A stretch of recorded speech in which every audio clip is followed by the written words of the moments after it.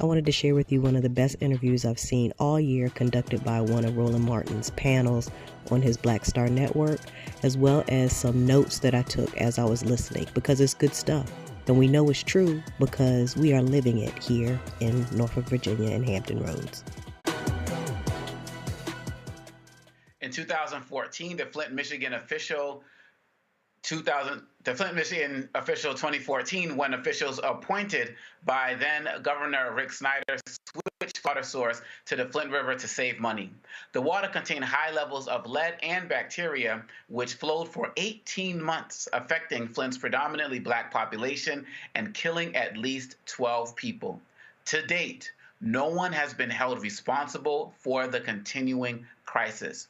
Joining me now is Jordan Chariton, a reporter, CEO of the Status Group, and author of We the Poisoned, Exposing the Flint Water Crisis, Cover-Up, and the Poisoning of 100,000 Americans. He's been covering this since the beginning.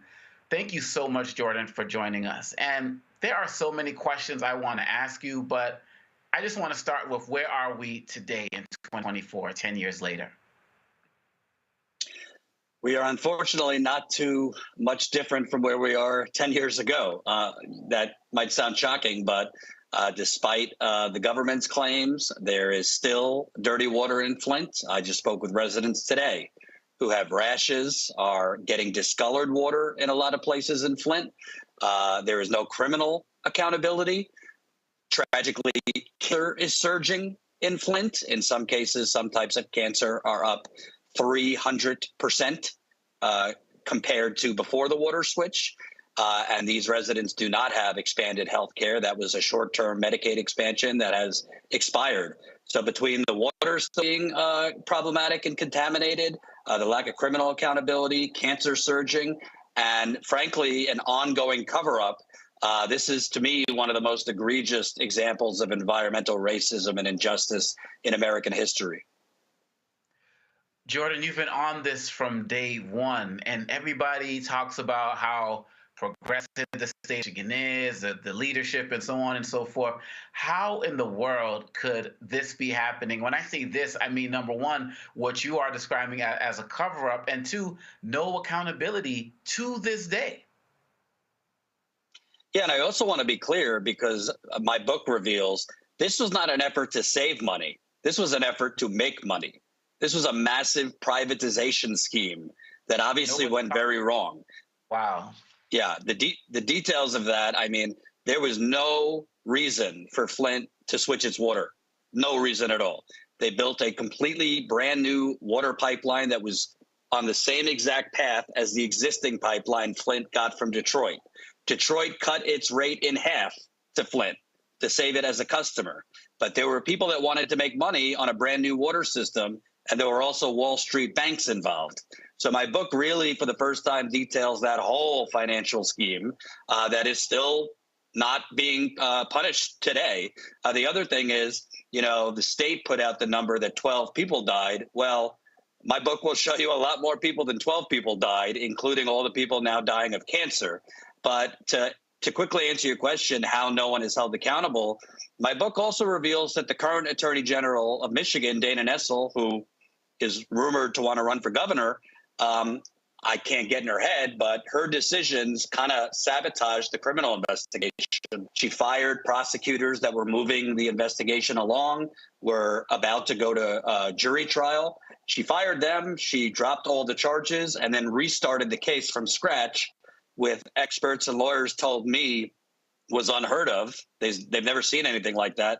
And then the prosecutors she put in, as my book will reveal, were kind of overwhelmed. And what ended up happening was the Michigan Supreme Court threw out Attorney General Nessel's charges.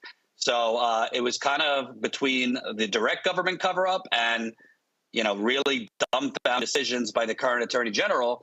The residents of Flint, as of now, it does not seem like they will have any justice. And I'm really hoping that as many people in Flint are able to get the book, because most of them do not know the full details of who poisoned them, but most importantly, why? What were the financial motivations? What were the financial for-profit reasons that went into this issue? Oftentimes people will say things are not as simple as they seem. They're much more complicated than you think. But it really seems that the way that you lay this out and the way that you continue to lay this out, it is as simple as it seems. And it's as simple as the fact that people don't care about this poor, marginalized community. What am I missing? Absolutely. I don't think this could have happened unless a city like Flint, which, if your viewers don't know, once upon a time, Flint was the envy of America. It was literally one of the most booming urban metropolises in the 1950s and 60s. It was the birthplace of General Motors, and it had a vibrant middle class. But for a lot of reasons, including racist housing, racist rezoning laws, white flight, offshoring of jobs, General Motors going to other countries, Flint became kind of like a rotting economic carcass in the early 2010s. And there you had a Republican governor who literally was running on running government like a business. And what did he do? He declared a financial emergency and literally did unelected emergency managers. There's a lot of focus on right now saving democracy. Well, Flint's democracy was stolen. The emergency manager took power from the elected mayor, from the elected city council. And it's those emergency managers who made the decision, let's use the Flint River, which, by the way, General Motors, Dow Chemical, a lot of different corporations had dumped their waste in that river for over 100 years. It was a known contaminated, polluted waterway. And, let's use a dilapidated water plant that was not equipped to treat the river water. Using the Flint water plant, I say, was like the equivalent of these Boeing planes that are literally falling apart midair. That's what using the Flint water plant. And the mostly white, wealthy officials at the state capitol were making decisions for this majority black community that they did not live in. They did not drink the water. And I don't think they would have been as reckless or as carefree making those decisions if it was in Ann Arbor, predominantly white, 1 hour down the street, or name your wealthier white town. So this was about race. It was about class. And as residents have told me, they were treated as guinea pigs. And my book will reveal, I do not say this lightly, I believe the biggest government cover-up of the 21st century. It involves the federal government, the state government, local government, and Wall Street. And no disrespect to those who think Watergate was big. Nobody died from Watergate. People are still dying from this. So I really hope, it's hard in today's media world to remember the crises that happened yesterday, much less 10 years ago. But to be clear, an American city was poisoned. The government covered it up, and they've left them to slowly die. Questions from the panel? Joy, I'll start with you. I'm not sure if you said Joy, it cut out, but I'm going to go ahead and start anyway. Yes, Let please. me just say, I'm so glad to be on with you. So this is the 35th, if I'm not mistaken, anniversary of Michael Moore's Roger and Me, which was a documentary, if your viewers have not seen it, on Flint, Michigan, and what happened. You alluded to it before, the siphoning off of jobs when the GM motor plant closed. And I remember being a very young person, I believe, I can't remember, I may have been in elementary school, but I remember watching it. They showed it in school, and it was formative for me, and it reminded me of just how important it was for business and government to work together, and that those people had been left behind. So imagine, our devastation and their devastation to see that even after all of that attention, they were being left behind again with this Flint water crisis. And it's not just them. Obviously, there are things in other parts of the country as well, including Alabama and other places where we have significant environmental discrimination and water contamination. Interestingly, Michigan is also a place that we are all looking to see what's going to happen. Are Democrats going to win Michigan? And there's so much focus on what this Biden, Harris, et cetera, and who and what's happening in Israel and Gaza with the Muslim population there. But what we forget is there are many people who live in Flint, Michigan right now who couldn't possibly be excited about voting and couldn't possibly be excited about government. They should be, because hopefully that's what will make a change. But they have Democrats who are actually in leadership in Michigan. And yet, as our guest said, it's still not been resolved. What do we know, if anything, are the campaigns saying about this crisis, including the new Harris campaign? Zero. Nothing. Most of the Democratic Party, whether it was under the administration, the Biden administration, now the Harris campaign, have kind of pushed this narrative, pushing the government's line that water levels are back to normal in Flint, and that now it's about restorative justice. As my book reveals, the water testing was significantly manipulated. The water is not back to normal in Flint. And frankly, residents need universal health care in Flint. If your audience doesn't know, in the case of Libby, Montana, they had an asbestos disaster back in, I believe, the 2000s. A lot of people died. And during the Obamacare fight, their Senator Marcus said, I'll give you my vote to President Obama if you give my people free health care for the rest of their lives. And they got it. Well, Libby, Montana is about 96% white. The people of Flint begging for universal health care, free health care, and they don't have it. The Democratic Party and Vice President Harris can be pledging to provide them free health care. And also, the overwhelming majority of pipes in Flint have not been replaced, the water pipes. They've only addressed the pipes that go from the curb into your home. Well, the toxic water did not magically skip over the main pipes that run underneath the street or the interior pipes in your home. So residents still have damaged pipes in their homes, and the pipes are bursting. The main pipes are bursting all the time in Flint. So the campaigns, I mean, we know the Republicans aren't saying anything, but the Democratic campaigns of many years have not said anything. And the White House of several Democratic presidents have basically done very little. I mean, they tried to push the messaging during the infrastructure deal. They replaced lead service lines and kind of alluded to Flint. Well, it's been 10 years and they haven't replaced the lead service lines. And they also haven't replaced the interior pipes. In my book, I tell an account from former Flint Mayor Karen Weaver. She asked current Democratic Governor Gretchen Whitmer for funding, for help to replace Flint residents' plumbing inside their homes. And Governor Whitmer, this is according to former Mayor Weaver, told her the state legislature has Flint fatigue and I can't get any more money. So the bottom line is this is still a disaster. It's not a crisis from the past. That's a narrative that's been put out there. But 10 years later, residents are still getting rashes. There are residents still losing hair. There are residents still getting smelly water and discolored water. And also the infrastructure in Flint, the water pipes, they were built for a city when it had 200,000 residents. Flint has 80,000 residents now. There's sections of Flint where there's a lot of abandoned homes where the water is not being used. That leads to stagnant water, which then leads to bacteria, not just in Flint, many other cities. So there's a lot of problems, and I've just been trying to keep attention on this because you can't normalize any city, black, white, doesn't matter, especially black, cannot normalize people being harmed by their government and then it kind of being swept under the rug. Dr. Malveaux, your question. First of all, I want to thank you for your resilience and your persistence in following this story. I know Mayor Weaver personally. She's a dear friend. I'm frustrated because I'm surprised to learn that Gretchen Whitmer, who wants to put herself out there as some kind of champion of the people, would say people are flinted out. I mean, how do you get flinted out when people are gay? And it's been a decade. There's been no justice.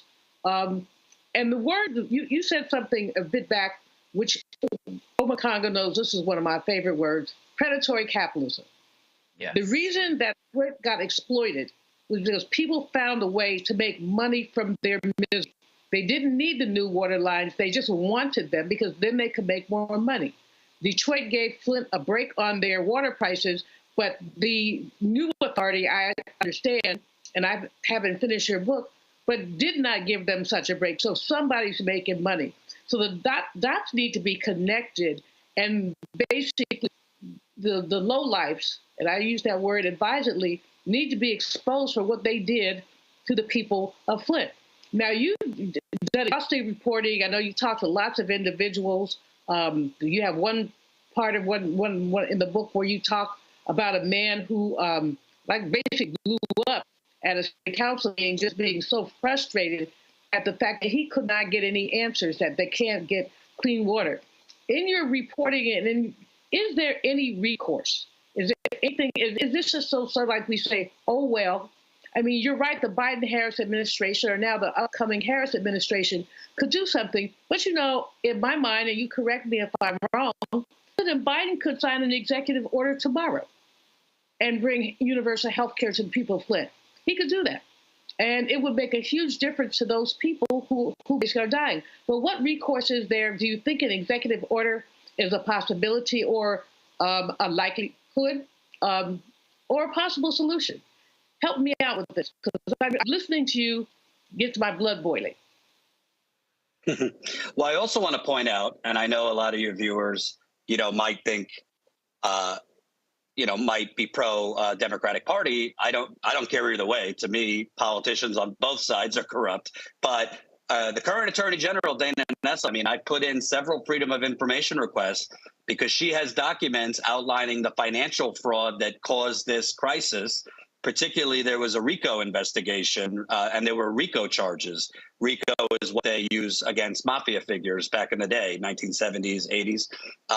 The original investigators were about to charge racketeering, RICO, against several high-level officials for the financial fraud that I outlined. For whatever reason, Attorney General Nessel fired them, and she did not follow through on that case. I have put in Freedom of Information requests because the investigation is over. The Michigan State Supreme Court threw out the current Attorney General's charges. She is withholding those documents. I believe those documents outline the role of several high-level state officials in this financial fraud, as well as Wall Street banks, including J.P. Morgan and Wells Fargo.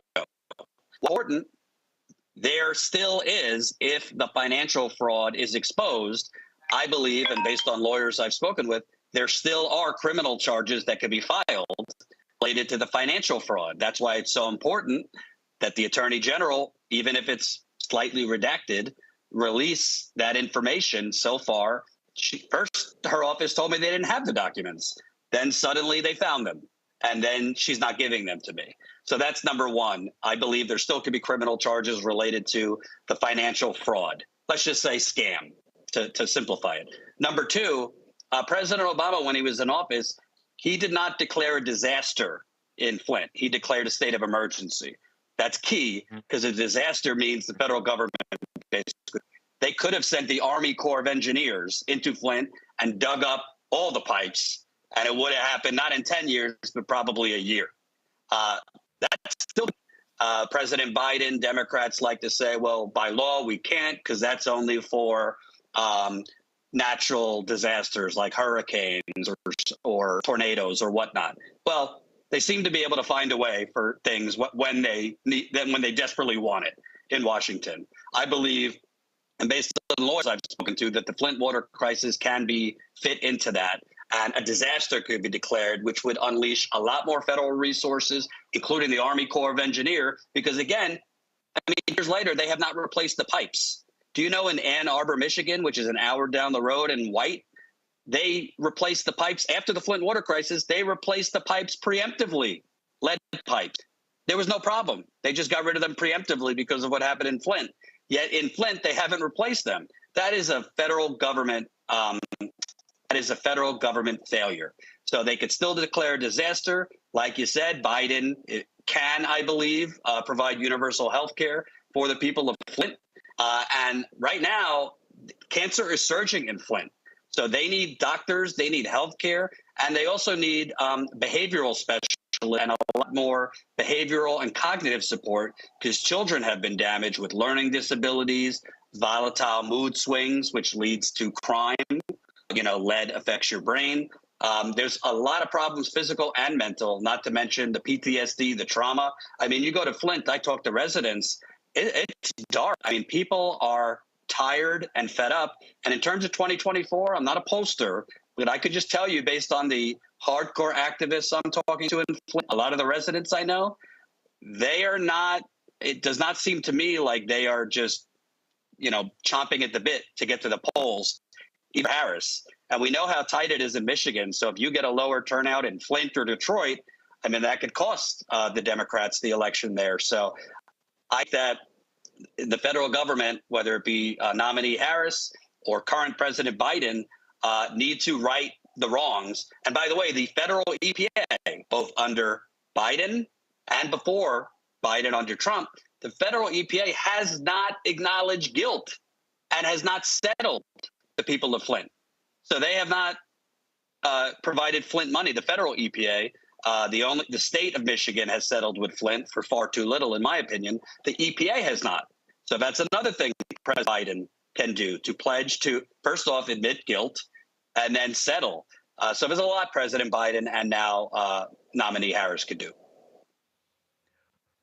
Thank you much, Jordan. I really hope that people will check out your book, We the Poison, Exposing the Flint Water Crisis Cover-Up and the Poisoning of 100,000 Americans. And I just want to thank you for your continued and tireless effort on behalf of the people of Flint and your work with the status quo to really call attention to this. And we're going to be here to help keep our people updated as well. So keep us posted on all of your efforts, too. Thank you so much for having me. I appreciate it. Oh, no doubt. No, take care. And you all, we're going to be right